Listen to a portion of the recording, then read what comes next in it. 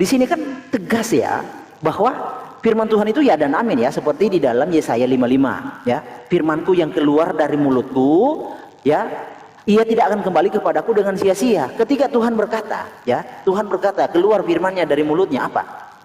Akulah juru selamat. Tidak ada juru selamat selain aku. Ya kan? Ya kita harus mengamini itu. Karena pasti terjadi firman Tuhan ya dan amin. Masalahnya Rudi Yohanes dan Tritung itu tidak mengimani bahwa yang berkata itu yang mendatang menjadi juru selamat, itu yang menjadi masalah. Nah firmannya aku. Nah kalau Anda percaya firman Tuhan itu ya dan amin, tentu ketika dia datang ya aku itu. Jangan dinarasikan bukan aku. Nah itu namanya penyimpangan. Ya, itu namanya penyimpangan. Ya, saya sih berharap untuk kawan-kawan Tritunggal itu belajar jujur. Ya, jujur itu baik loh, karena pewartaan Injil dengan jujur, maka orang akan mengerti dengan seperti apa yang Anda sampaikan. Tapi kalau Anda pewartaan itu kebohongan, gak akan ada manusia yang percaya, mungkin hanya setan yang percaya. Kamu mengatakan tidak ada yang mengikuti kalau kebohongan. Bro, Tritunggal itu banyak di muka bumi ini. Berarti nggak bohong ya? Pegang kata-katamu selesai ya. Artinya apa yang kau ucapkan itu kau telan sendiri, kau bumerang sendiri. Pengikut Tritunggal banyak. Apakah mereka tidak jujur? Kau membuat definisi sendiri. Kemudian kau mengatakan firman itu adalah Bapa. Memang iya. Yohanes 1 ayat 1 kan iya. Firman bersama-sama dengan Bapa, bukan Bapa bersama dengan firman. Karena firman di dalam Bapa, bukan Bapa di dalam firman.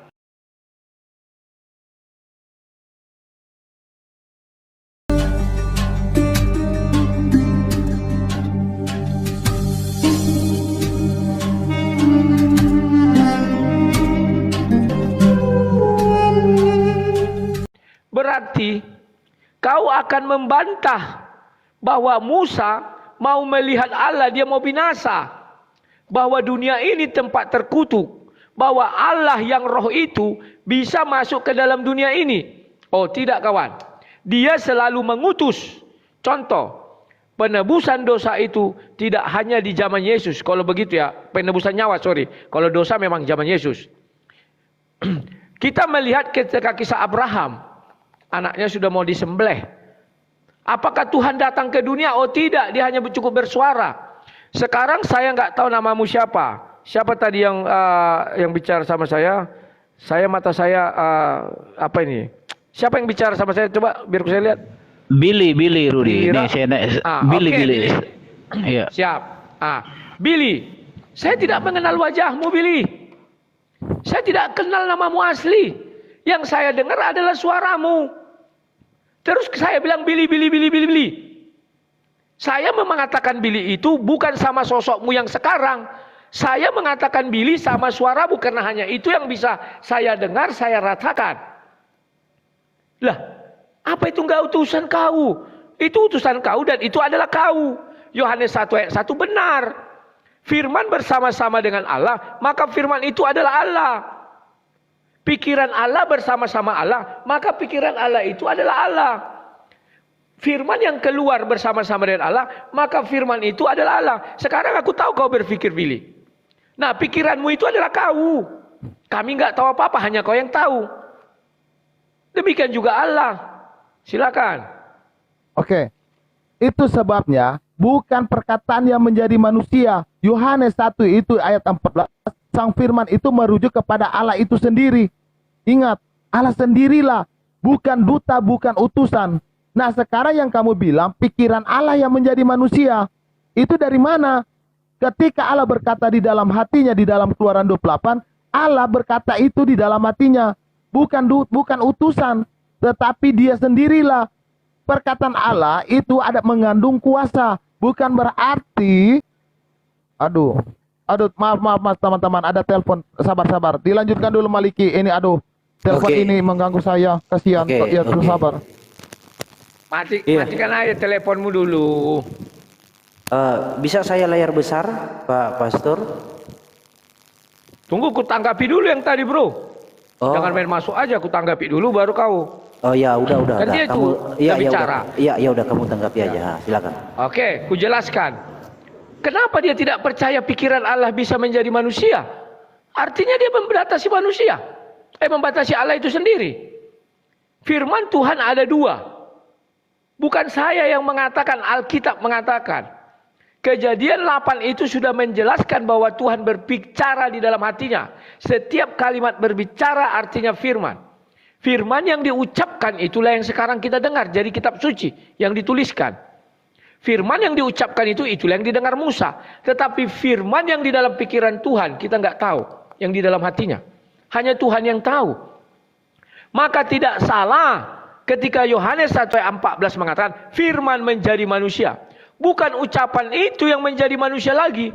Kenapa? Karena ucapan Tuhan begitu diucapkan, itu langsung ditangkap para nabi dan ditulis di dalam buku menjadi kitab suci. Menjadi kitab, menjadi tulisan. Lantas apa yang tulisan itu menjadi manusia? Tidak. Ada satu lagi firman. Yang mana? Yang diucapkannya di dalam hatinya. Misalnya Allah berpikir dalam hatinya, katakanlah ini sekarang. Saya contohkan. Saya diam gini, tapi dalam otak saya katakan, firmanku ini jadi manusia. Apa enggak bisa? Bisa. Masa kalian batas-batasi Tuhan? Kalian ini sedang bicara Tuhan atau sedang bicara sikar pidol? Kalau sikar pidol betul, pikirannya enggak bisa diwujudkan sesaat itu. Oh, manusia juga pikirannya bisa diwujudkan kok, karena kita serupa dan segambar dengan Tuhan. Silakan kalau mau ganti orang. Silakan Maliki. Oke, bisa Pak saya ditaruh di layar besar? Oke, sebenarnya tadi sudah ini ya. Oke, jadi memang ya, yang terjadi di sini kan metode atau teologi amuba yang sedang dipraktekkan. Apa itu teologi amuba? Ya, teologi amuba ketika seekor amuba ya menciptakan amuba yang lain, jadi dari dirinya sendiri, ketika yang hadir itu bukan dirinya, tetapi pihak lain, tetapi dari dirinya sendiri. Itu teologi amuba. Nah, yang dijelaskan oleh Bro Sang Debater dari tadi adalah teologi amuba. Jadi Tuhan membelah diri, Tuhan yang adalah roh, lalu firman-Nya itu menjadi esensi yang lain. Sebentar dulu. Interupsi. Kamu Kristen? Iya, memang saya. Kamu Kristen? Iya, saya Kristen. Oke. Kalau kamu Kristen, usahakan menggunakan kalimat-kalimat yang elegan. Jangan bilang-bilang amuba, teori amuba. Cukup kau jelaskan aja. Bukan. Jangan jadi kita kayak kanak-kanakan seperti para keledai-keledai itu. Tujuannya berdiskusi untuk menghujat. Lucu kau hujat sendiri Tuhanmu. Bukan menghujat. Begini, saya hanya kasih pembanding analogi. Kok bukan? Amuba itu apa? Kalimatmu atur dengan baik dan benar agar kau bisa seperti sang debater. Sang debater kalau berdebat saja, tidak perlu mengeluarkan kata-kata yang nggak perlu. Silakan. Jadi kalau Kejadian 1 itu berbicara ya, Bereshit haya, hadafar ya. Jadi ada kata sandang, hadafar ya. Kata sandang ini. Oke, aku jelaskan ya. Ini baru namanya berdiskusi sehat. Aku mau melatih kalian, aku bukan sok-sokan, aku ini senior. Tujuanku melatih kalian adalah kita menyampaikan argumen, dalil, dan kita pembuktian. Siapa yang mendalilkan itu yang membuktikan. Kan begitu? Nah, tidak perlu kalian mengeluarkan hinaan amubalah, hantu belaulah ini. Itu gaya-gaya keledai. Kita bukan keledai. Oke, sekarang saya jawab. Tolong kamu buka Yesaya 55 ayat 11. Ya, di situ dijelaskan, aku bacakan saja ya. Karena aku sulit kali pindah-pindah apa ini. Demikianlah firmanku yang keluar dari mulutku. Ia tidak akan kembali kepadaku dengan sia-sia, tetapi ia akan melaksanakan. Kalimat melaksanakan. Melaksanakan itu salah satu contohnya apa? Penebusan dosa. Tuhan melaksanakan penebusan dosa. Apakah Tuhan harus turun ke bumi? Oh tidak. Dia punya firman yang dia kirim untuk melaksanakan apa yang ku kehendaki. Kehendak Tuhan apa? Menebus dosa manusia. Makanya di hari akhir nanti Tuhan tidak lagi menghakimi. Tapi yang menghakimi itu Yesus. Atau firman itu. Contoh, yang mengabulkan doa kita siapa? Tuhan. Tapi Tuhan tidak datang mengasih kita uang. Enggak. Lantas yang bagaimana? Firman Tuhan. Tuhan berbicara di dalam hati. Contoh, ada orang kaya. Roh Kudus ada diutus Tuhan ke dalam dirinya. Tolong kau bantu dulu anak-anak miskin sana. Firman Tuhan yang berbicara. Bukan Tuhannya datang. Ini uang Rudi. Enggak begitu. Salah satu daripada kehendak Tuhan apa? Penebusan dosa. Kau tidak bisa membantai ini. Gaya kalian selangit. Sudah saya tunggu berapa tahun tidak ada begini bogono. Satu ayat aja kau buka bisa. Kalah kau kan kau. Apa yang mau kau anggarkan lagi sama aku? Firmanku, ya ini jelas sih. Tetapi ia akan melaksanakan apa yang ku kehendaki. Apa kehendak Bapa di sorga? Kehendaknya adalah menyelamatkan manusia. Maka dikatakan akulah Tuhan, akulah juru selamat. Dengan apa dia menyelamatkan manusia? Dia turun ke bumi. Dengan apa? Firman-Nya menjadi manusia. Gak bisa Tuhan turun ke bumi langsung menyelamatkan kita. Gak bisa. Kan sudah jelas. Apa yang ku kehendaki? Kehendaki Bapa itu apa? Manusia diselamatkan. Lantas kok kalian berani berkata tidak ada? Jangan pede kali bro. Di dunia perdebatan ini hanya sang debater yang bisa pede. Saya selalu mengatakan iris telinga saya ini. Saya pegang teguh itu. Berapa kali saya berdebat. Apa ada yang bisa membuktikan ucapan saya? Enggak ada. Kalau kalian masih unyu-unyu. Belum kalian baca semua sudah kalian tantang-tantangi. Paham ya? Silakan. Apalagi yang mau kau jelaskan? Dari inkarnasi. Sejatinya yang berinkarnasi itu siapa? Gitu loh. Yesus itu adalah inkarnasi dari Elohim. Itu jelas ayat firman Tuhannya. Yang kita perdebatkan kan apakah roh yang maha kuasa atau firman? Siapa sebenarnya firman dan roh yang maha kuasa itu? Apa beda? Nah kalau itu bisa dijelaskan, selesai. Apa yang dipermasalahkan? Yang penting kita sepakat dulu sesuai dengan firman Tuhan. Yang berinkarnasi menjadi daging itu yang mana? Ya, Allah itu kan hanya satu, Esa. Berarti yang berinkarnasi itu siapa? Nah itu perlu dieksplor lah sesuai dengan Alkitab. Kalau menurut saya kalau kita fokus di situ, nggak lari jauh-jauh, kita akan mencari ayat-ayat yang strong yang terkait dengan itu. Nah, itu begitu masukan saya, bro. Terima kasih. Oke. Ku jelaskan dulu dong. Dia kan udah bicara, Ya boleh. jawab. Oke, boleh dijelaskan dulu itu, silakan. Yes. Pokoknya setiap pembicaraan harus ku jawab. Ya, tunggu. Dia mengatakan kita jelaskan. Loh, saya kan sudah menjelaskan dari awal. Kejadian 1 ayat 1. Suara siapa itu? Matikan dulu apanya itu mic-nya. Halo. Pak Endro tolong dimatikan, di mute dulu Pak Endro. Admin mute dulu itu. Maaf ya. Diturunkan aja lah Pak Endro. Diturunkan aja yang tidak fokus itu. Diturunkan aja lah Pastor. Ya, sekarang ku jelas. Sudah jelas dijelaskan Kejadian 1 ayat 1. Pada mulanya Allah menciptakan langit dan bumi. Allah yang menciptakan langit dan bumi itu adalah roh. Ingat, roh yang bagaimana? Roh yang terang, di dalamnya tidak ada gelap sedikit pun. Kemudian Kejadian 1 ayat 2. Bumi belum berbentuk, gelap gulita, roh Allah melayang-layang. Artinya roh Allah yang melayang ini bukan adalah Allah yang roh nomor 1 itu. Karena gelap gulita. Kalau Allah yang adalah roh itu melayang-layang, sudah pasti barang tentu itu terang benderang. Jadi sudah berbeda. Yang ketiga, berfirmanlah Allah. Apa yang berfirmannya? Jadilah terang. Kalimat Allah itu jadilah terang. Artinya firman itu berbeda lagi unsurnya dengan Allah yang adalah terang itu. Kalau itu kalian bilang sama, maka tidak perlu dia berfirman jadilah terang. Ini dia mau menciptakan terang karena berbeda terang yang diciptakan itu dengan terang Allah ini. Di bumi ini belum ada terang. Maka berfirman Allah, dari mana sumber terang yang ada di bumi ini? Itu berasal dari firman Allah. Lantas bagaimana dengan Allah? Itu sumber terang untuk sorga ada dari Allah dan anaknya atau firman Allah. 2. Itu bedakan. Wahyu, baca Wahyu. Wahyu 21, 22. Bahwa pada siang hari itu cahaya terang Allah, pada malam hari cahaya firman. Pahami dulu. Apakah sama cahaya siang hari dengan malam hari? Berbeda. Baca Wahyu itu. Tetapi untuk mewajawantahkan itu bagaimana konsep Tritunggalnya, lihatlah si Adam. Baiklah kita menjadikan manusia serupa dan segambar dengan kita. Apakah kriteria itu masuk kepada si Adam? Si Adam diciptakan cuma satu. Bapa di sorga bisa menciptakan 1000 Adam, 1.000.000 Adam, 1.000.000.000 Adam, tak terbatas Adam. Tapi karena Bapa di sorga itu tunggal atau esa kalau bahasa ketuhanannya, maka Adam diciptakan tunggal, tidak dua. Satu.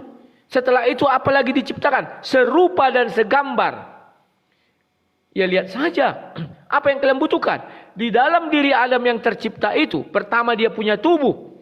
Yang kedua dia punya roh. Yang ketiga dia punya suara. 3 ini aja unsur. Ada enggak unsur di luar itu? Enggak ada.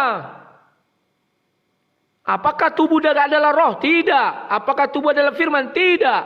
Begitu juga dibolak-balik. Tapi apakah ketiganya menjadi 3? Tidak. Tapi 1. Unsurnya 3. Kok rumit sekali kalian memikirkannya. Sampai setua ini umur kalian. Tidak bisa kalian memahami konsep Tritunggal. Karena hanya itu yang bisa menjawab. Kalau saya tanya kalian, siapa bisa menjawab? Kutunggu sampai akhir hayatmu. Mana lebih dahulu? Bapa di sorga atau ruang hampa? Silakan kalau ada yang mau bertanya menjawab. Oke. Oke, gini sedikit aja. Mana lebih dahulu? Ruang hampa atau Bapa di sorga? Oke, gini. Pertama, itu tidak menjawab yang berinkarnasi, bro, hanya menjelaskan Tritunggal. Itu tidak bicara Tritunggal, tapi siapa yang berinkarnasi supaya semua bisa terjawab. Begitu, bro. Yang bro sampaikan itu bukan inkarnasi.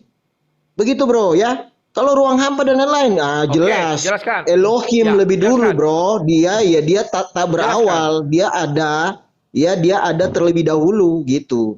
Selesai Oke. itu. Jadi begini yang kita tanya aja langsung. Roh Sebentar, nomor aku jawab. berapa? Sabar. Tunggu dulu, Roh gantian. nomor berapa yang menjadi manusia? Tadi kan Anda mengatakan bukan roh utama. Kalau begitu sebentar roh dulu. nomor berapa? Billy host dulu sebentar. Jangan kayak-kayak keledai di bawah sini. Biar Kita dijawab tertib, dulu diskusi, sama tidak usah buru-buru. Oke, biar dijawab sang debater dulu. Pernyataan si Triwira tadi. Silakan sang Ya. debater. Ya, oke. Inilah aku bilang, lama dia duduk di dalam ruangan ini, nggak paham dia yang kujelaskan. Kita dari tadi sudah berbicara firman menjadi manusia, inkarnasi katanya. Sumber kehidupannya adalah dari Roh Kudus, karena Roh lah yang menghidupkan. Yohanes 6:61. Tetapi firman itu menjadi manusia. Ingat, Yesus itu bukan manusia 100%. Maka dia menurut ayat itu, dia tidak 9 bulan di dalam kandungan. 9 bulan itu pertemuan sel telur sama sel sperma. Pahami, kalau bertemu sel telur sama sel sperma 9 bulan. Dan itu bukan inkarnasi atau reinkarnasi yang kau bilang. Gak bisa begitu melihatnya. Sudah kujelaskan, kau bilang gak ada kujelaskan. Apa bedanya kau dengan keledai? Capek aku bicara tak kau hayati. Kan sudah datang malaikat. Dikandung daripada Roh Kudus. Roh Kudus itu sumber kehidupan. Firman menjadi manusia. Jadi di dalam janin Yesus itu bukan lagi berupa janin kecil, tetapi sudah manusia. Silakan tanya kedokteran.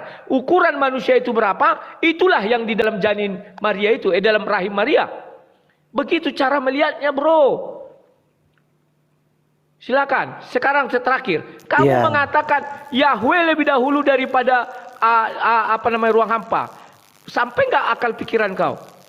Sebelum Yahweh ada, ruang hampa ini sudah ada lebih dahulu. Di mana Yahweh bertinggal? Loh. Ampun. Otak kau nggak akan sampai. Ya sudah teman-teman, ini pengajarannya agak aneh ini. Udah Pak Triwira. Oke. Jadi Oke, gini, Pak Triwira, biar on the track terus. Tapi kau Silakan. nggak bisa membantah. Oke, Silakan. saya bantah ya. Oke, silakan Malikil. Jadi gini, Bro Rudi dari tadi nggak nyambung bahasannya. Jadi gini, saya kasih contoh ya. Anda kan selalu Anda selalu mengatakan firman menjadi manusia. Saya sudah kasih challenge loh tadi. Yang Anda bawa itu Yesaya 55 ayat 11. Nih, firman yang Anda bawa adalah firmanku. Ketika dia menjadi daging, bukanku. Nah itu kan enggak konsisten. Jadi sebenarnya ayat ini bukan menjelaskan tentang penebusan. Saya kan minta di mana firman itu penebus. Itu saya kasih hadiah 1 botol aqua loh. Nah, gini, di Indonesia firman itu dikultuskan. Tetapi di dalam original teksnya firman itu sama dengan manusia berkata. Saya kasih contoh ya. Saya kasih contoh Raja Ahasveros ya, perkataannya pun dafar. Nah, oke, ini. Dalam Ester 2 ayat 8 nih. Jadi Dafar Hamelek nih, Ester 2 ayat 8. Dafar Hamelek. Jadi firman itu seyogianya adalah perkataan. Nah, apakah perkataan Tuhan itu sifatnya roh? Iya, jelas. Perkataan Tuhan itu roh. Siapa bilang gelombang? Nah, di mana ayatnya contoh? Ya. Di dalam Mazmur ya. Di dalam Mazmur 104 ayat 30. Apabila engkau mengirim rohmu, mereka tercipta. Nah, jadi roh yang menciptakan. Karena roh itu. Nah, firman itu adalah verifikasi keberadaan Tuhan. Bahwa Tuhan yang adalah roh itu, yang tidak terjangkau, dia bisa diverifikasi oleh pihak kedua. Nah, itu yang disebut firman, suara. Nah, sama juga di dalam Mazmur ya. Di dalam Mazmur 33 ayat 6. Nah, di sini terjemahannya agak melenceng karena diawali kata oleh. Jadi firman Yehovah, langit telah dijadikan oleh rohnya. Nah, kita bisa lihat oleh nafas, oleh ruah. Jadi oleh di sini penambahan ya. Kita lihat di dalam originalnya. Bentar. Mazmur 33 ayat 6. Oke, Mazmur 33 ayat 6. Jadi memang di Indonesia itu banyak diselipkan di dalam terjemahan. Saya nggak tahu motifnya apa, tapi pasti ada udang di balik batu. Oke, Mazmur 33 ayat 6 ya. Mazmur 33 ayat 6. Oke, saya harap Bro Rudi nyambung diskusinya. Kita sedang membahas Tuhan Yesus itu hanya sekedar firman atau yang berfirman. Itu menjadi poin kita loh. Nah, jangan kemana-mana. Oke, Mazmur 33 ayat 6 ya. Bentar. Wow. Oke. Mazmur 33 ayat 6. Oke, nih. Nah, bitbar, jadi nggak ada kata oleh ya. Nah, oke. Jadi firman Yehovah, Samayim ya. Ruah. Oleh rohnya tuh. Jadi langit itu dijadikan oleh uberua, oleh uberua itu oleh rohnya, oleh roh itu loh. Tapi kita lihat di terjemahan Indonesia kan sisipannya oleh. Nah ini harus ditipeks. Harusnya firman Yehovah, langit telah dijadikan oleh roh dari mulutnya. Itu yang disebut firman. Firman itu hanyalah verifikasi. Ya, verifikasi bahwa dia ada. Karena firman itu sinonimnya itu adalah perkataan. Saya kasih contoh nih. Perkataan raja juga dafar. Nih, Ahasveros. Jadi di Indonesia firman itu dikultuskan. Itu salah. Firman bukan kosakata yang sakral. Firman itu dafar, lalu hologos, itu adalah kosakata umum yang juga bisa disematkan kepada siapapun, hologos itu. Jadi tidak ada spesialnya. Saya kasih contoh di dalam Yehezkiel 44 ayat 22 ya, bahwa firman Tuhan itu perkataan Tuhan disejajarkan dengan perkataan manusia. Yehezkiel 28 ayat 44. Bentar ya. Yehezkiel 28, saya menjelaskan dasarnya ya tentang firman, karena Anda memahami firman adalah perkataan itu yang menjadi daging. Nah, oke. Kuberikan mereka di diam. Oke, bentar ya. Atau lanjut aja, saya lupa ayatnya, nanti saya carikan. Nah, yang pasti ya bro, kita membahas Yesus itu firman atau sang firman. Itu yang kita bahas. Kalau bro mau membedakan, berarti Yesus itu adalah pihak kedua. Kalau Yesus bukan roh, maka Yesus itu konsekuensinya adalah pihak kedua. Itu loh. Itu konsekuensi logis kalau you membedakan jika Yesus bukan roh.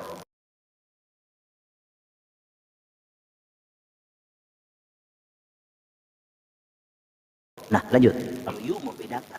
Fokus ke firman dulu. Firman atau sang firman Oke, yang menjadi terima manusia. Ya, oke, terima kasih. Jangan kalian berdiskusi. Jangan bilang tidak dijawab.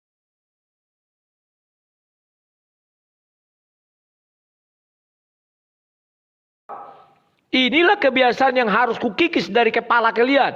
Biar kalian bisa menjadi pendebat ulung. Jangan bilang orang belum menjawab. Sudah sampai berkoar-koar aku, sampai minum 2 kali, kau bilang tidak menjawab. Itulah gaya-gaya keledai. Kenapa? Karena dia sudah kepepet, ke pojok, nggak bisa. Ini apa ini? Tunggu dulu. Sabar. Kok jadi begini? Aduh. Ya, sebentar. Kita lanjutkan lagi ya. Aku agak apa ini? Apa namanya ini? Santai Leru.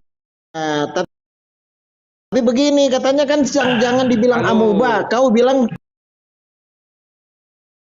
keledai. Berarti kau itu balok di matamu itu keluarin dulu, bro. Jangan gitu. Dia muncung kau. Siapa Ya, kau bicara? bilang Ini amuba masih nggak lagi boleh. berdiskusi. Tapi kau Makanya bilang tidak membilang Tuhanku keledai. Tadi dia mengatakan Yesus berarti amuba. Ini hukum amuba. Otak kau enggak.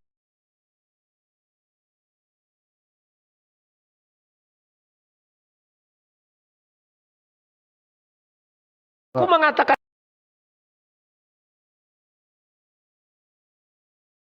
gaya keledai bukan menghujat dia, tapi menghujat orang sana. Ampun deh orang itu. Brengsek, tunggu dulu. Bantri, Kelakuan kalian tak tertib.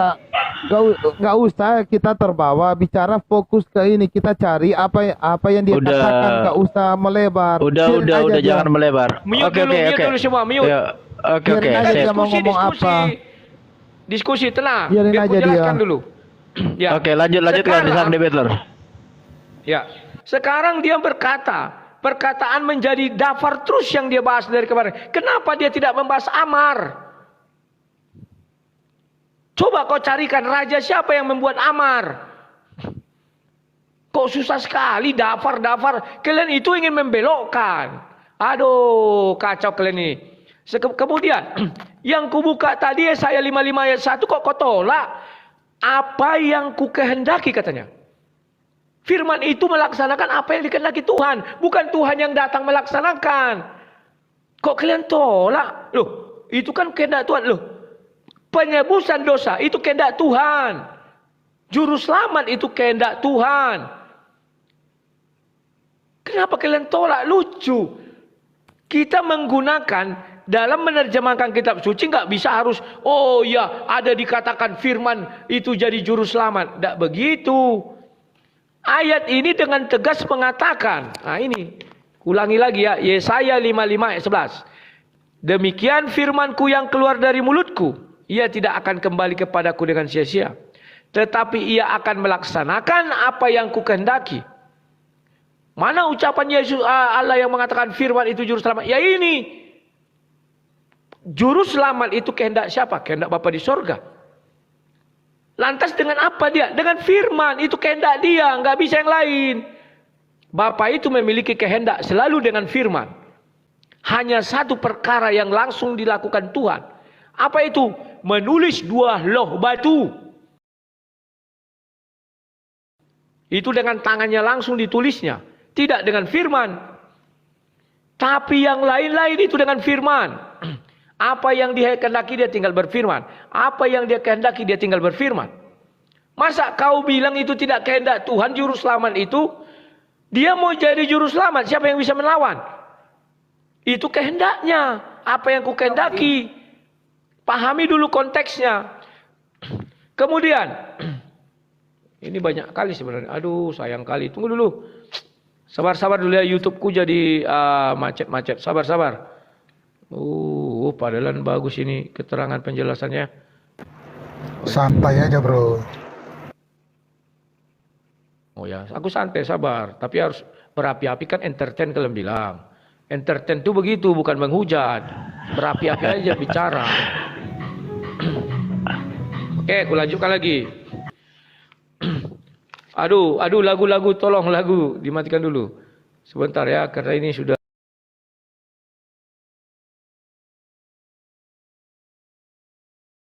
apa ini? Ya, sekarang mengenai suara Tuhan katanya kan, ucapan Tuhan menjadi manusia. Sudah kubilang bro, firman Tuhan itu ada dua. Ayatnya sudah kuberi, dasarnya sudah cukup kuat. Yang pertama, tunggu dulu ya, ini kok jadi mati. Aduh, sayang kali. Sabar dulu, sabar. YouTube-nya orang mendengar jadi nggak enak, gara-gara patah-patah jadinya. Itu kawan-kawan yang mic-nya terbuka, tolong ditutup kawan-kawan.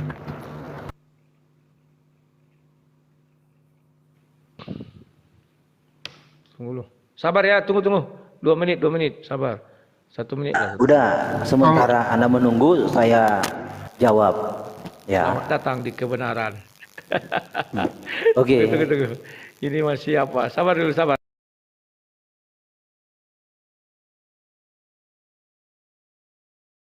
Oh, silakan.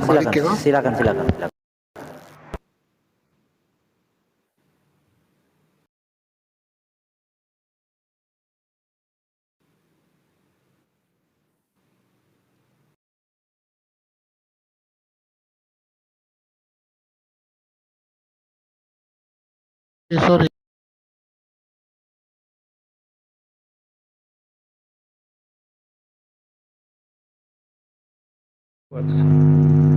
Iya. Jadi penjelasan Bang Debater tadi Yesaya 55 ayat 11 yang sudah 3 kali diulang, itu kita ngerti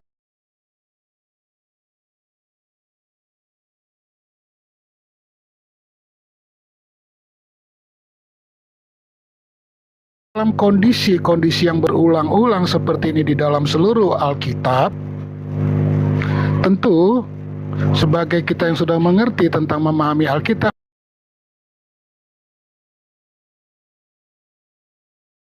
kita akan pilih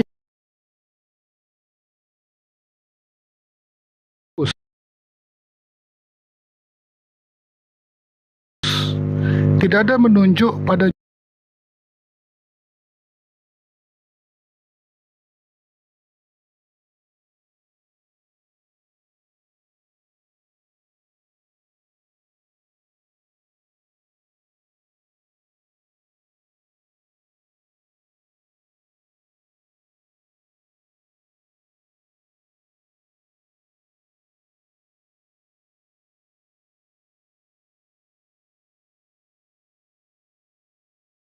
Sang debater. Jawab dulu dong.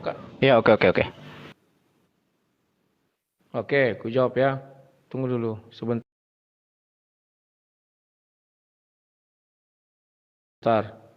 Ya, kalau dia bicara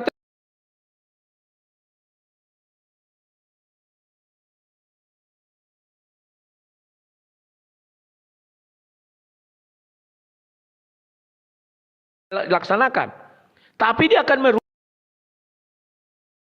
kepada hukum yang umum. Kan begitu kawan. Nggak bisa ujuk-ujuk, wah ini nggak strong, ini strong. Kehendak Tuhan dikatakan, kehendak Tuhan itu salah satunya menjadi juru selamat. Kehendak Tuhan salah satunya menciptakan langit dan bumi. Semua terangkum di dalam kehendak Tuhan.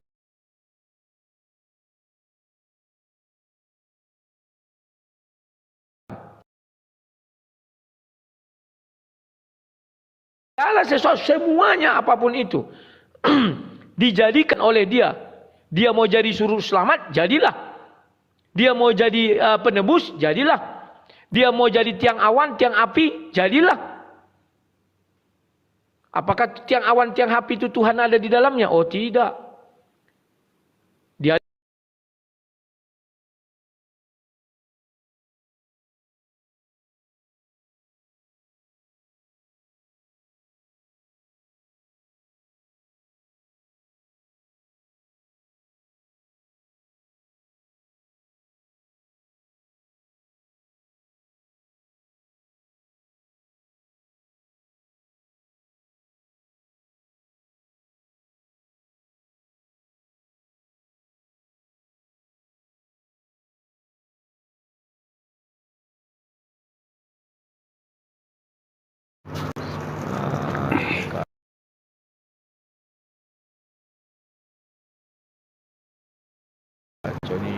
Nih, santai aja bro, santai.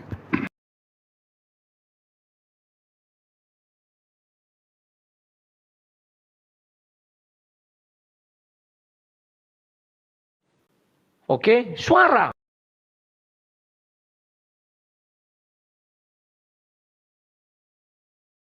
Yang kedua di mana? Kejadian 8 ayat 21 tadi. Selesai, ada yang diucapkan, ada yang di dalam hati. Yang di dalam hati itu itulah namanya pikiran. Atau apa namanya itu? Ya, itulah. Paham ya? Silakan. Oke, saya dulu Aku host ya. dulu. Oh sebentar, host dulu. Ya nggak apa-apa kan, karena host ini Horace sang debater. Jadi karena sekarang kan menjadi sebuah polemik bahwa sang firman itu yang menjadi manusia itu adalah ciptaan, ya, bahwa tubuh dan rohnya itu ciptaan. Ini tolong, ini seorang debater menjawab ini karena menjadi sebuah polemik. Karena secara mainstream Tritunggal yang kita pahami, yang biasa itu kan nggak masalah. Yesus itu adalah anak Allah, sang firman yang menjadi manusia. Ya, kalau kami di dalam pemikiran kami, sang firman itu adalah pemilik firman itu, seperti Soekarno, sang proklamator yang dipahami teman-teman. Tapi varian Anda kan ada dua tadi, sang firman itu ada dua, bukan perkataan itu, tetapi yang Anda katakan tadi. Yang kami pahami Allah yang datang itu, sang firman itu adalah sang proklamatornya, si Soekarno itu, bukan teks proklamator yang ditulisnya itu. Nah, itu yang pertama, Le. Yang kedua, tolong dijawab bahwa istilah inkarnasi itu, definisi kata inkarnasi itu adalah roh menjadi daging, roh menjadi makhluk, roh yang menjadi nyata. Ini tolong dijawab, Le, supaya ini jangan menjadi bias kemana-mana. Pertanyaan ini. Silakan, Le, silakan.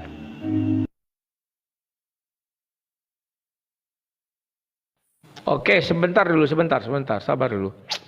Aku kadang geram lihat Telkom ini nanti. Memanglah. Sudah aku buat 50 Tumpangkan Mbps tangan. masih kayak kurang. Tumpangkan tangan dalam nama Yesus gitu bro. Ya, ketepatan si bom-bom ada di bawah itu. Itu adalah pernyataan bom-bom karena Yesus itu ciptaan, ya, tubuh dan darahnya ciptaan. Dia ada di bawah itu. Biar sekaligus terkonfirmasi. Jelaskan. Silakan. Ya. Banyak orang Kristen tidak paham apa yang dimaksudkan. Aku ada setelah sebelum Abraham ada. Aku adalah ciptaan mula-mula. Terkadang kita bingung. Kita kira Yesus itu diciptakan. Misalnya diciptakan seperti manusia dari dengan tangan Allah, dibentuknya manusia. Bukan begitu. Firman itu keluar, itu kan Tuhan yang membuatnya. Maka dikatakanlah ciptaan.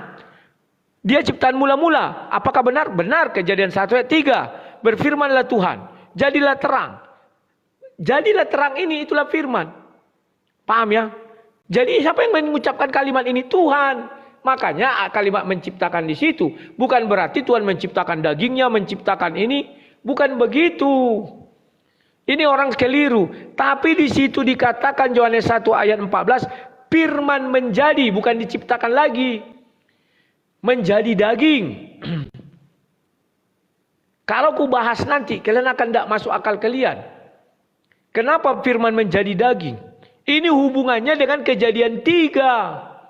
Bahwa si Hawa itu tidak terkena hukuman dari Tuhan. Pada hari yang kau memakannya engkau akan mati. Si Hawa enggak mati. Kenapa? Karena dia tidak termasuk. Itu diucapkan si Adam ketika si Hawa belum ada. Makanya firman menjadi daging. Tidak menjadi hubungan badan. Kalau hubungan badan namanya keturunan si tanah. Dia harus mati. Di dalam Alkitab hanya keturunan daging yang tidak bisa mati. Kecuali Henok dan Elia, itu keturunan si tanah. Maka dia tidak boleh lama-lama di bumi. Dibawa Tuhan langsung ke sorga. Pahami kalian dulu konteksnya itu. Kalau ku jabarkan, aduh. Stres aku melihat apa ini. Tunggu sedikit. Boleh Ya. saya tanggapi? Tunggu sedikit. Oh ya. Kalau kalian paham kenapa dia harus jadi daging, itulah dia. Menjadi. Paham ya? Silakan. Oke, saya bicara jujur ya. Bro Malikil. Ya. Mohon maaf, bisa aku satu Silakan, untuk silakan. merespon tadi jawaban sang debater. Makasih. Ini pengajaran sama semua orang Kristen, ya. Di sekolah teologi mungkin kalian tidak dapat ini. Dengarkan tadi pertanyaan aku terhadap sang debater, lalu ingat lagi apa respon sang debater tentang dua ayat tadi. Satu, Yesaya 55 ayat 11, sang debater itu mengakui itu general law, general order kekuasaannya. Tapi ayat yang dibawa oleh Abang Malikil tadi, itu specific law, itu sangat presisi. Jadi, bayangkan misalnya pertukangan. Ada kunci Inggris, ada kunci pas nomor 5, 10, 11. Masing-masing punya kegunaan khusus yang spesifik dengan persoalan yang ada. Tadi topiknya adalah siapakah yang menjadi penebus, firman atau sang firman. Jadi, ayat yang dibawakan Abang Malikil tadi, bahwa bukan seorang duta, bukan seorang utusan, ya, tapi dia sendiri, Mosiah, Johor FAV, itu adalah sangat spesifik ketika kita mau menghubungkan siapakah yang menjadi daging.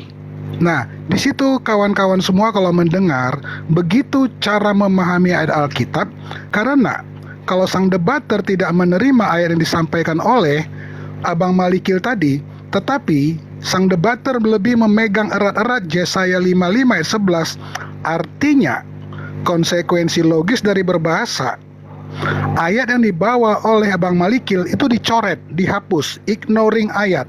Itu adalah kesalahan fatal di dalam memahami seluruh isi Alkitab. Tidak boleh ada ayat yang dinafikan. Itu sangat jelas. Itu aja tanggapan aku, Bang Malikil. Terima kasih. Oke, aku jelaskan. Tolong Biar dijawab dulu. Ayat berapa Sabar tadi dulu, mengenai Bang. duta itu? Sang debater. Maliki dulu supaya Apa yang kita aku dapat sabarkan? poin. Sabar dulu, Maliki dulu. Tunggu dulu. Kita fokus Kan ke dia Maliki sudah dulu. bertanya. Bro, tadi kita aturan main, siapapun yang bicara aku tanggapi dulu, baru ganti. Oke, Gimana sih? sang debater, sang betul, debater. betul. Setelah Silakan. ini nanti, setelah ini Duta Malikil tadi nanti itu- silakan. Ya, lanjut. Duta lanjut. tadi itu ayat berapa? Coba dibuka dulu. Oh, Yesaya 63 ya. Ayat 9, ayat 9. Oke, tunggu, aku buka Yesaya 63. Ayat 9. Ayat 9. Dalam segala kesesakan mereka, segala ini artinya semua ya, nggak ada dibilang kesesakan apa, general. Bukan seorang duta atau utusan, melainkan ia sendirilah yang menyelamatkan mereka. Dialah yang menebus mereka, dan dalam kasihnya dan belas kasihnya, ia mengangkat dan menggendong mereka selama zaman dahulu kala. Nah, zaman dahulu kala apakah Allah sudah turun? Jadi Yesus pakai ini loh. Kalau mengulang kata-kata yang ada, itu dia. Maka jawaban saya itu justru spesifik. Apapun yang dikehendakinya, dia menggunakan firman Allah. Firmannya yang bekerja. Gimana sih kalian? Sejak dulu kala. Memang Yesus sudah datang dulu kala. Dari mana jalannya kalian tahu Yesus sudah datang dari zaman dulu kala? Orang kalian katakan baru dia sekarang itu firman menjadi manusia. Sang firman kalian bilang jadi manusia. Berarti dahulu udah 2 kali datang dong Yesus. Berarti nanti ketika hari penghakiman kedatangan yang ketiga. Kok kalian bilang coret hanya gara-gara itu? Tidak. Hukum itu tetap harus ada seperti itu. Maka memaknainya tidak bisa langsung ujuk-ujuk, oh ini ada kalimat ini, berarti ini. Tidak, lihat dulu konteks dia berbicara. Di situ ada kalimat spesifik juga. Sejak dahulu kala. Sejak dahulu kala Tuhan menyelamatkan bangsa Israel.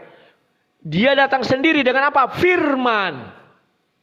Gitu cara melihatnya. Firman bersama-sama dengan Bapa di sorga. Maka firman adalah Bapa itu sendiri. Musa menjawab dengan suara itu, ya Tuhan. Sama dengan saya, ya Malikil. Suaranya saja yang saya dengar sini. Saya nggak tahu wujudnya, rupanya nggak tahu, bentuknya nggak tahu. Tapi yang saya tahu dia memperkenalkan diri Malikil, itulah suaranya. Suaranya itu yang saya katakan Malikil. Bukan dia yang asli. Dia yang asli nggak tahu saya siapa. Loh, Tuhan juga begitu.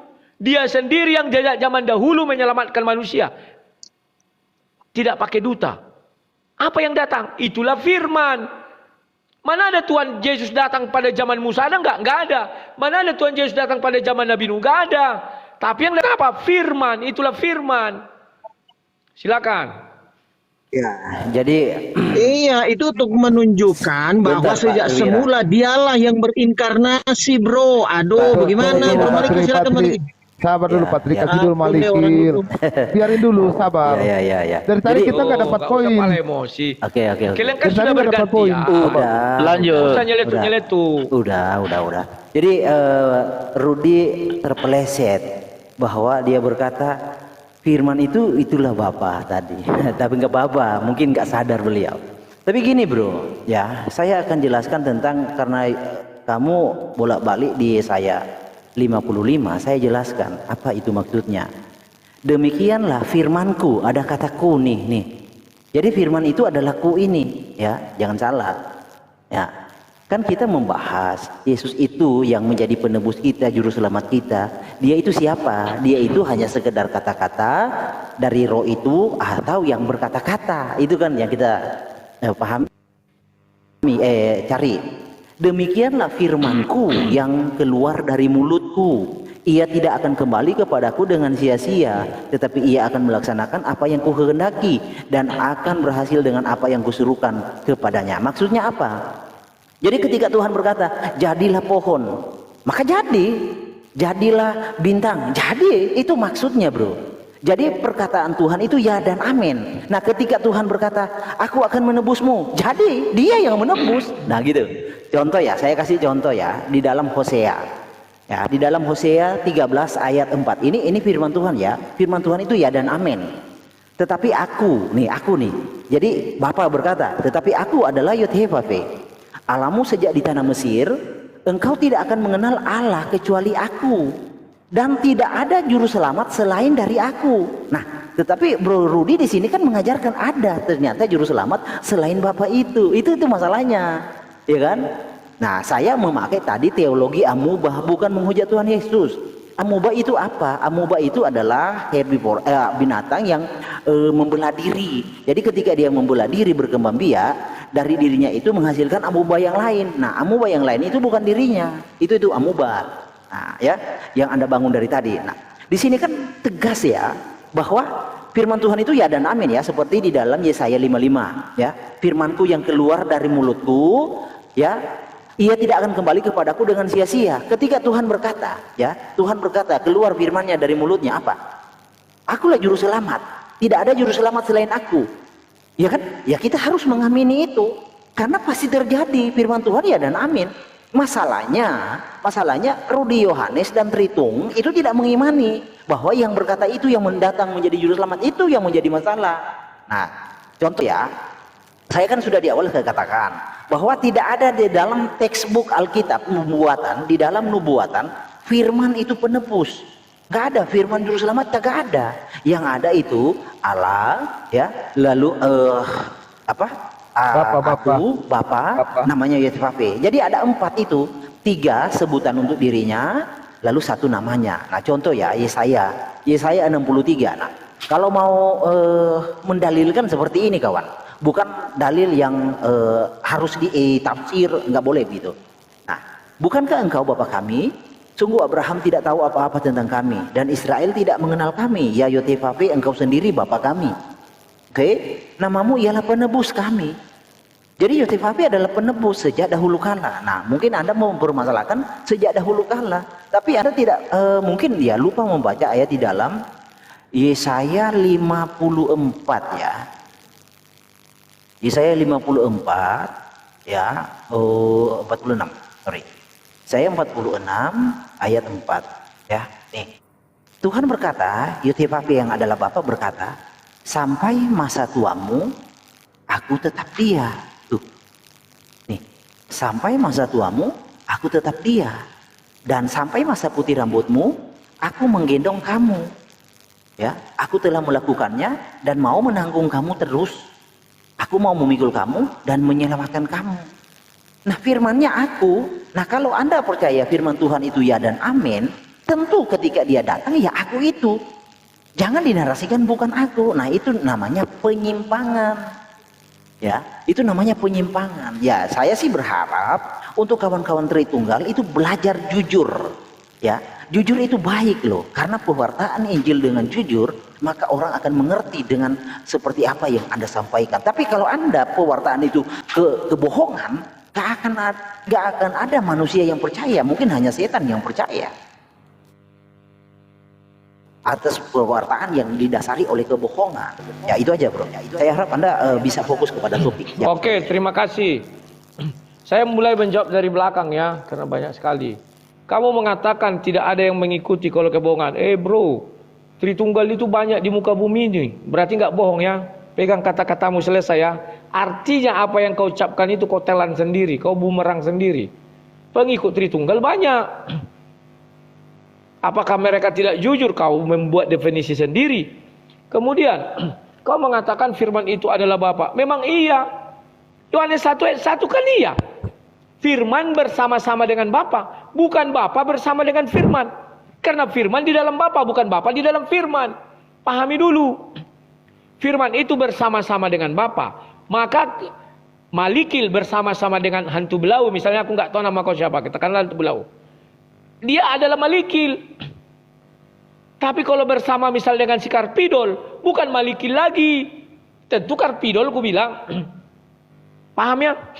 Nah, aku di dalam Bapa, aku dan Bapa adalah satu. Kenapa tidak dikatakan Bapa dan aku adalah satu? Karena kalau itu terjadi, maka kitab suci itu pun nanti kau anggap jadi Bapa. Karena itu kan firman Tuhan. Tapi firman Tuhan yang tidak bersama-sama dengan Bapa, tetapi di atas kertas, bersama-sama dengan kertas, maka dikatakan kitab suci. Sudah paham belum? Nanti kalian bilang, wah kita tidak dapat apanya. Bukan tidak dapat, memang otak kalian nggak sanggup. Bagaimana menerjemahkan Tritunggal itu? Kemudian, kau berkata firmanku. Firmanku itu bukan aku. Kau mau katakan firmanku itu adalah aku. Firman harus bersama-sama dengan Bapa. Baru firman itu adalah Bapa. Bukan Bapa bersama firman. Nanti kau kebalik-balik. Firman bersama-sama dengan Bapa, maka firman itu adalah Bapa. Karena Bapa itu tidak pernah turun ke bumi, firmannya di belakang, nggak pernah. Firman itu selalu yang di bumi, Bapa di sorga. Jangan kebolak-balik. Gimana sih? Kemudian apa lagi? Wah, ini tidak menjelaskan begini begono. Kok kalian memaksa-maksa? Lucu. Kalau apa yang kalian bilang harus kusetujui. Apa yang ku bilang tidak bisa disetujui. Lucu. Sudah jelas ayat itu mengatakan, firman yang kuutus tidak akan pernah sia-sia.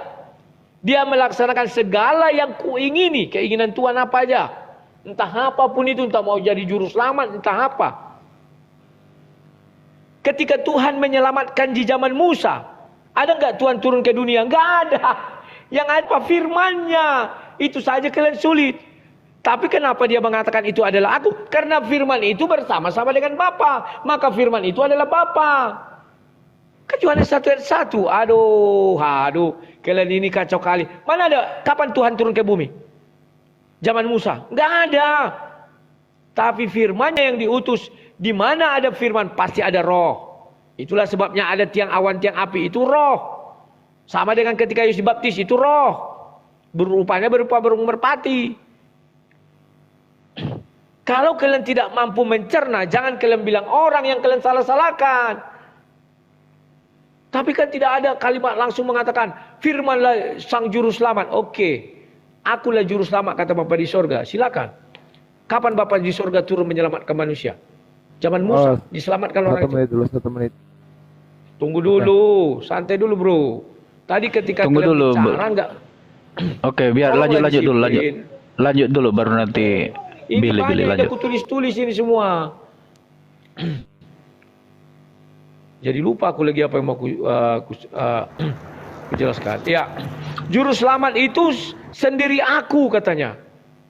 Ya, jelaskan saja mana Tuhan turun ke bumi. Kan dari zaman dahulu katanya dia sudah menyelamatkan manusia. Mana? Tunjukkanlah mana yang turun ke bumi itu. Yesus itu abad ke-1. Tahun ke-1. Zaman Musa.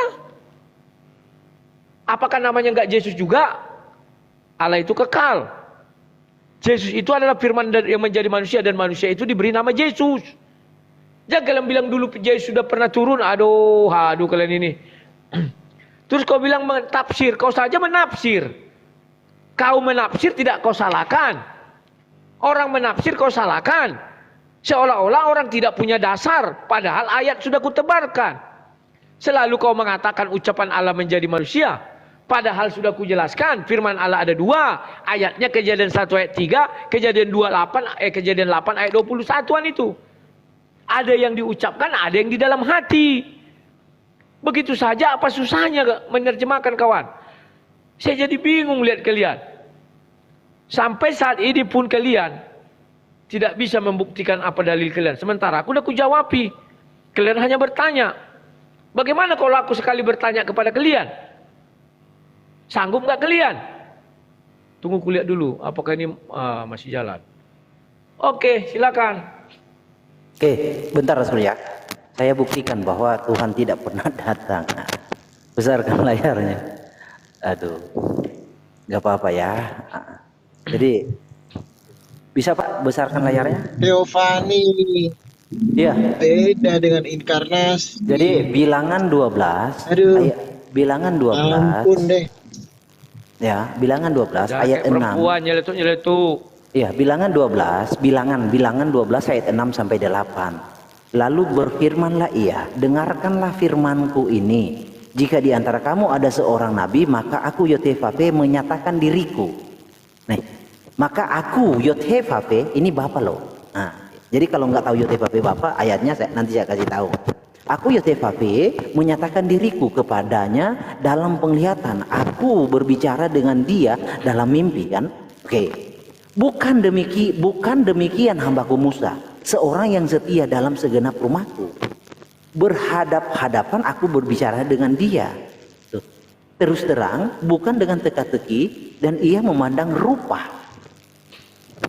Musa memandang rupa Tuhan.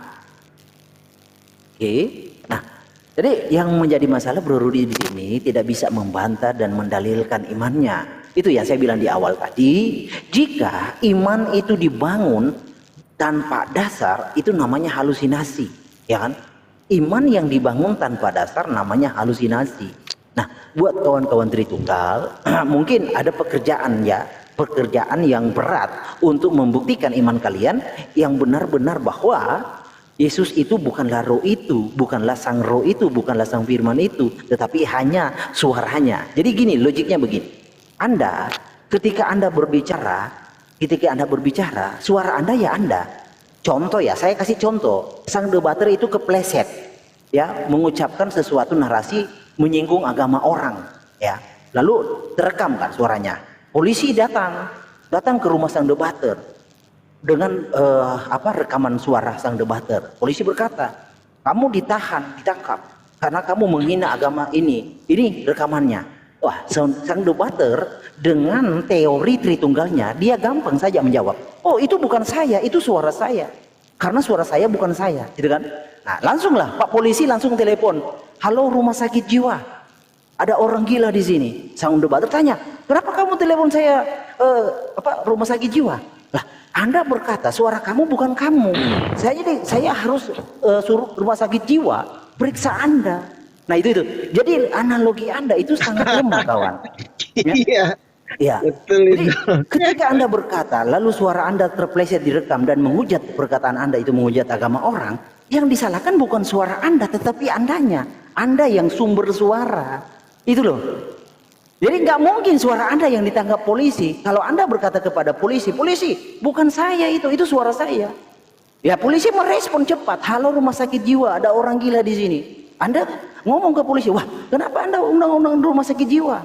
Loh, kamu berkata bahwa itu suara rekaman itu bukan suara kamu, ya kan? Nah itu. Jadi saya harap Bro Rudi itu dalam berbicara, dalam berbicara setidaknya sebelum berucap konsekuensi logis dari apa yang you ucapkan, you harus bisa menyelami supaya tidak amburadul narasinya. Begitu kawan. Lanjut. Oke, terima kasih. Ini ciri-ciri orang yang putus asa kalau berbicara. Yang nggak penting dikeluarkan. Dibilanglah saya begini, ini ciri-ciri orang yang putus asa berbicara ini. Gak perlu kau mengata-ngatai saya, gak perlu. Keluarkan saja dalil-dalilmu, gak perlu rumah sakit jiwa, gak perlu begini begono. Dalil yang ku bilang, mana pernah aku bilang suaraku itu, ada enggak terucap sama aku? Suaraku itu bukan aku, ada enggak? Ada enggak polisi datang ke rumahku dan aku katakan, oh itu bukan aku? Enggak ada. Pahami dulu. Saya sudah mengatakan, firman bersama-sama dengan Bapa di sorga, maka firman adalah Bapa. Suara bersama-sama dengan Bapa, maka suara itu adalah Bapa. Suara Rudi bersama-sama dengan Rudi atau diucapkan oleh Rudi, maka suara itu adalah si Rudi. Kau justru membalikkan. Seolah-olah suaraku itu bukan aku. Aku bilang aku. Gimana sih? Ini ciri-ciri orang yang sudah putus asa. Dalam berdebat, usahakan jangan mengeluarkan kata-kata yang gak penting. Karena kalian akan dicap remeh sama orang. Jangan selalu mengeluarkan, wah ini tidak tepat, ini belum dijawab, ini belum ini. Orang sudah dijawab, tetapi kalau kau katakan aku kurang puas, itu berbeda dengan belum dijawab. Kalau kurang puas, itu tergantung seleramu. Tapi kalau belum dijawab, artinya aku dari tadi diam. Makanya aku bilang kalian harus banyak belajar. Jangan tiru gaya-gaya keledai. Saya bukan bilang kalian keledai, jangan tiru mereka. Paham gak kalian maksudnya apa? Agar kalian bisa menjadi penjebat jitu. Selama ini saya lihat pendebat-pendebat muda meniru gaya-gaya keledai, suka mengata-ngatai orang, padahal kalau aku berdebat, cukup aku katakan data, cukup aku katakan dalil, kubuktikan, dalil kubuktikan. Tidak perlu aku bilang, oh kau begini ya, kau begini, begono begini. Tidak perlu. Kalimat memancing-mancing itu nggak usah kalian gunakan, karena aku tidak akan terpancing. Ya, oke. Sekarang aku jawab satu persatu. Kau mengatakan tadi suara. Selalu sekali lagi ku katakan, firman itu bukan hanya suara Tuhan. Masa enggak kau dengar dari awal firman Tuhan ada dua. Yang pertama yang diucapkan itulah suara. Yang kedua yang diucapkan di dalam hati itulah pikiran Tuhan. Paham enggak? Jangan selalu kau bilang, ya berarti firman itu suara Tuhan. Selalu itu aja. Yang satu enggak kau indahkan. Oh enggak mengenai ini. Masa suara Tuhan enggak mengena. Yang satu enggak kau indahkan. Cukup jelas aku menjelaskan. Kejadian 1 ayat 3. Kejadian 8 ayat 20-21. Apalagi yang kurang. Sudah. Kemudian kau mengatakan. Sebentar, aku catat tadi sini. Apa lagi nih? Dalil-dalil yang kau katakan belum bisa kubantah. Aduh, semua sudah kubantah, bro. Bahkan kau bilang ku kasih air minum. Aku sudah temukan. Oh, kamu tidak lihat. Ini dalam bentuk rupa katanya. Aduh. Adam itu pun rupa. Kalau memang itu, baiklah kita menciptakan Adam serupa dan segambar dengan kita. Oh, Adam itu adalah Tuhan, Bapa di sorga. Gimana sih cara kalian memandang rupa? Siapa yang melihat rupa Bapa? Memang betul. Si Musa bertemu langsung dengan Bapa di sorga. Betul. Tapi dalam bentuk apa? Rupa. Rupa apa? Firman. Dalam bentuk rupa hanya telapak tangan Tuhan yang dia lihat. Ayatnya ada. Dan gunung-gunung hancur dia pun pingsan. Gak sanggup lagi dia hampir binasa. Kok bisa melihat rupa Tuhan? Kalian bilang seolah-olah wujud Tuhan itu. Adam itu rupa Tuhan. Berarti Adam adalah Tuhan. Baiklah kita menjadikan manusia serupa. Wah ini kalimatnya ada rupa. Asal rupa terjang. Inilah ayatnya. Gak bisa begitu. Ku ajari kalian dengan baik dan benar. Ya, di hari-hari ke depan, ingat, jangan pernah kalian berdebat mengeluarkan kata-kata yang nggak perlu, karena tidak ada bedanya kalian dengan keledai. Kenapa saya disegani di dunia debat? Karena saya tidak pernah mengeluarkan kata-kata yang nggak perlu. Kalau kalian tidak memulai, saya nggak mau. Dalil melawan dalil, fakta melawan fakta, data melawan data. Itu saja yang diperlukan di dalam diskusi. Wah, ini Bang Rudi, Rudi belum bisa menjual. Itu ciri-ciri orang udah frustasi, udah putus asa, nggak bisa lagi dan tidak mampu lagi mengeluarkan dalil-dalil. Oke kawan-kawan, karena ini sudah 1 jam, besok lagi kita jumpa Saya lagi ya tanggapi kawan. dulu, saya tanggapi dulu. Tapi Anda sudah Ini aja. mengakui, sebentar. Kau tanggapi saja nanti. Aku mundur dulu karena aku Ya, sudah.